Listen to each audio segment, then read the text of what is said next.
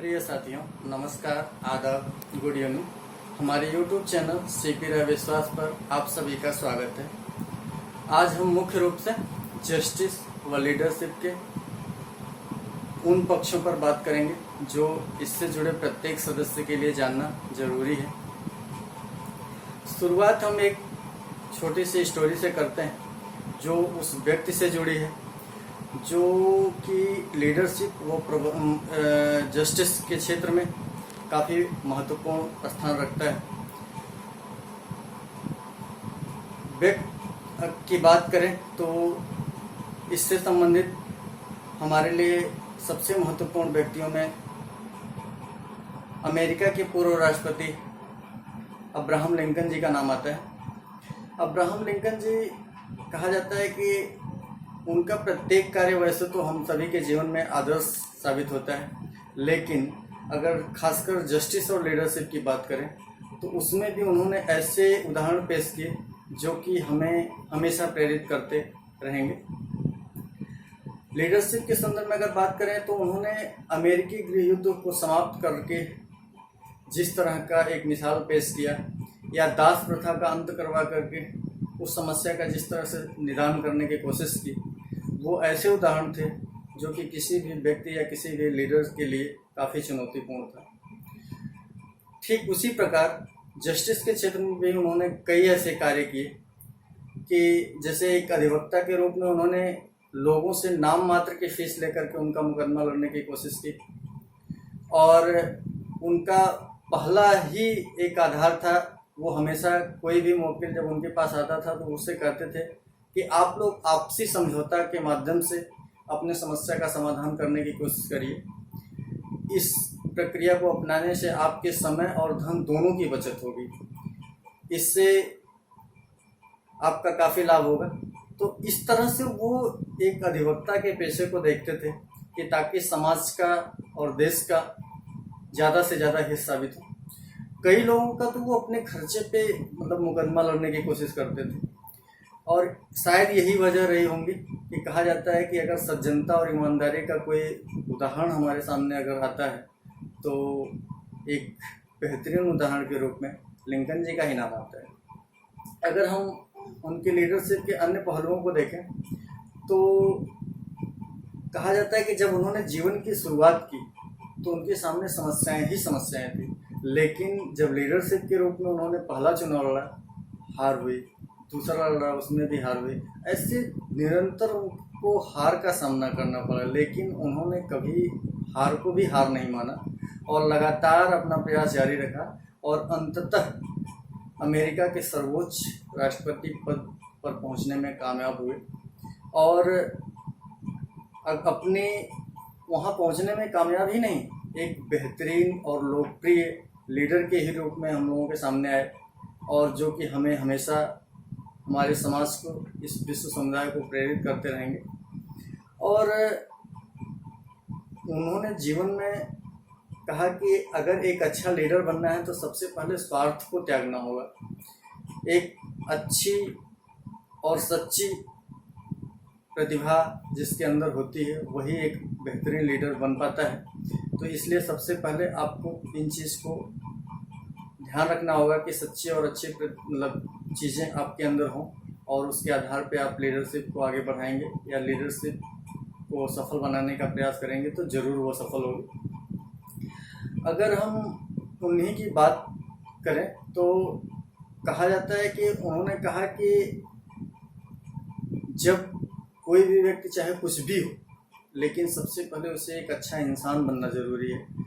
इसलिए कि जब एक अच्छा इंसान व्यक्ति बनता है तो वो जिस कार्य को भी करने की कोशिश करता है वो अच्छा ही होता है, ऐसा माना जाता है, जो कि उनकी सोच थी। और शायद हम लोगों की भी यही सोच है कि जो भी व्यक्ति अच्छा सोचता है, अच्छा करता है, उसके हर कार्य अच्छे ही साबित होते हैं। अब अगर हम बात करें कि उन्होंने जिस तरह से कई बार हार कर या गिर कर के भी परिस्थितियों का सामना किया और अपने मंजिल तक पहुंचने में सफल रहे, तो ये काफ़ी रोचक विषय है और काफ़ी रोचक उदाहरण भी हम सभी के सामने है। और सफलता के बारे में एक प्रमुख कथन है कि success is very much the intersection of luck and hard with smart work. अब हम लिंकन जी की ही बातों को कुछ अन्य महत्वपूर्ण पॉइंट्स में आपको एक एक करके स्पष्ट करेंगे और उनकी बातों को अन्य कई ऐसे घटनाक्रम से जोड़ेंगे कि जो कि आपके लिए काफ़ी अच्छा साबित होंगे। हम पॉइंट नंबर 1 पर आते हैं, अपनी बात को शुरुआत करते हैं कि अच्छे लीडर का गुण लोगों के मुखों से ही सुने जाते हैं। वह लोगों के लिए दर्पण होता है। एक अच्छे लीडर या आदर्श लीडर को सांसारिक या आध्यात्मिक दोनों कसौटियों पर खरा उतरना होता है। ऐसा माना जाता है कि जब व्यक्ति सांसारिक और आध्यात्मिक ज्ञान में निपुणता हासिल करता है तो उसका जब प्रयोग करता है समाज के साथ, समाज के लिए, तो वो काफ़ी अच्छा कार्य कर पाता है और उसका प्रत्येक कार्य, प्रत्येक क्षण, यहाँ तक कि जीना मरना भी समाज के लिए होता है। और मतलब उससे जब वो लोगों के साथ जुड़ जाता है तो अपना बेहतरीन उदाहरण भी पेश कर पाता है।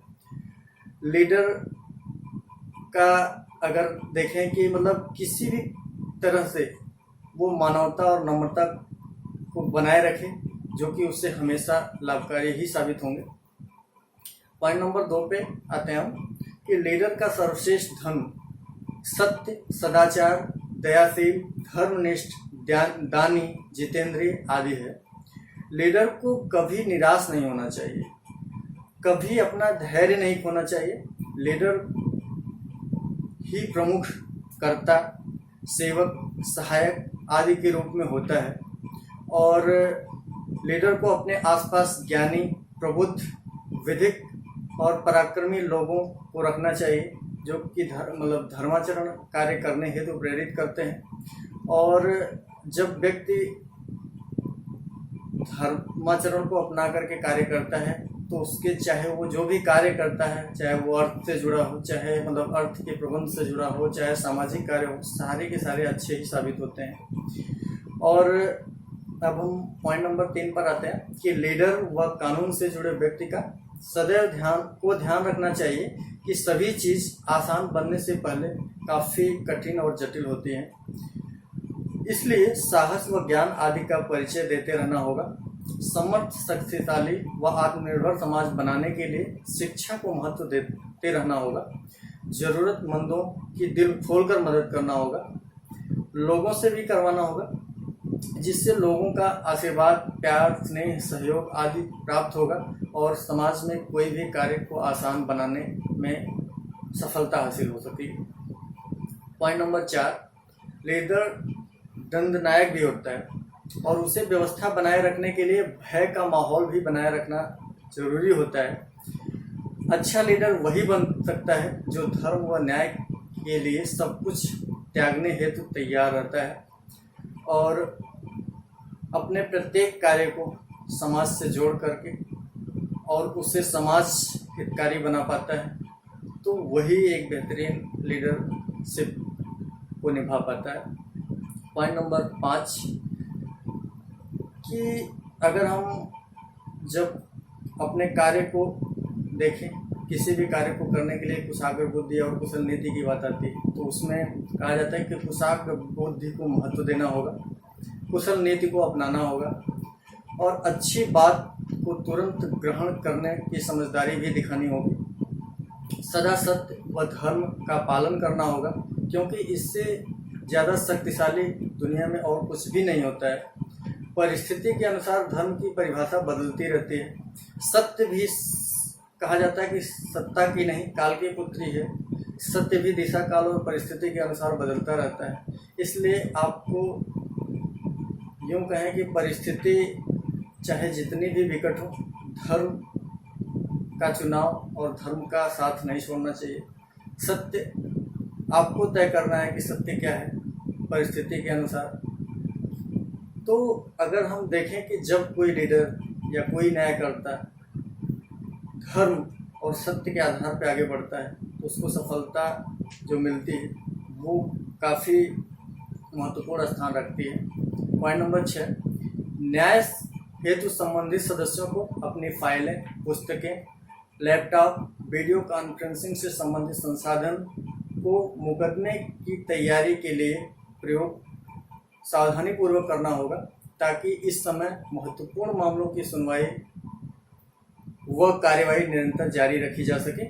न्यायिक व्यवस्था ऐसी हो जिसमें विशेष के साथ सामान्य वकील को भी पेशागत कार्य करने में सुविधा मिलती नजर आए। पॉइंट नंबर 7, न्याय की दुनिया में समय व परिस्थिति के अनुरूप बदलाव जारी हैं, जैसे तकनीकी एवं प्रबंधन का बेहतरीन उपयोग किया जाना, सुप्रीम कोर्ट एवं बार काउंसिल ऑफ इंडिया की तरफ से इस समय ड्रेस कोड में बदलाव करना, जैसे कि कोट और गाउन इस समय अनिवार्य नहीं है पहनना वकीलों के लिए, और यह स्वास्थ्य हेतु बेहतरीन पहल है। हालांकि भारतीय मौसम के अनुरूप यदि यह बदलाव आगे समय समय पर किया जाता रहेगा तो न्यायिक प्रक्रिया से जुड़े व्यक्तियों के लिए काफ़ी लाभदायक साबित होगा। अब हम अपनी बात को कुछ महत्वपूर्ण पंक्तियों के माध्यम से समाप्त करेंगे कि कुछ ख्वाहिशें नहीं है ज़िंदगी, कुछ ज़्यादा ख्वाहिशें नहीं है ज़िंदगी तुमसे,